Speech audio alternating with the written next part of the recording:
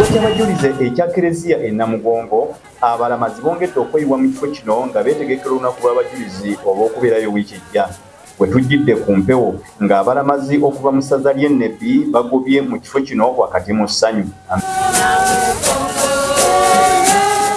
Ebyokwerinda byongedde okunywezebwa ku kifo kino era buli ayingira asooka kwazibwa mu ngeri ey'enjawulo okusobola okweteekateeka obulungi okutangira embeera yonna etaalengererwawo.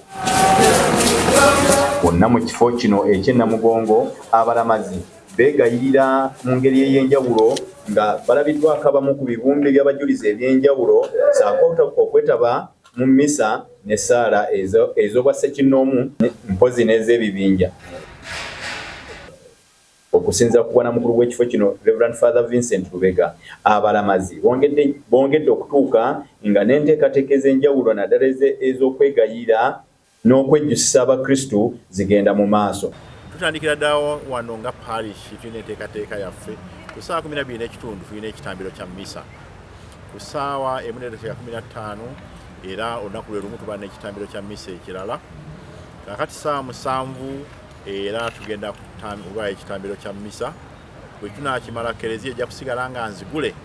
Father Lubega agamba essira liteereddwawo, essira mu kiseera kino liteereddwa ku by'obulamu eby'abalamazi abo ababatuuka nga wateereddwawo enkambi ez'enjawulo n'abasawo ab'enjawulo mu ssaza ly'e Lugazi abazze okulabirira abalamazi singa wabaawo obukosefu, so nga n'abo abatuuka nga bazimbye ebigere era baweebwa obujjanjabi obusookerwako. Tuteekawo okuviira ddala nga 24 ettenti erimu bannasi, tulina badokita abatwegattako ono eddagala ettonotono okulaba nti tubawa first aid obujjanjabi obusookerwako.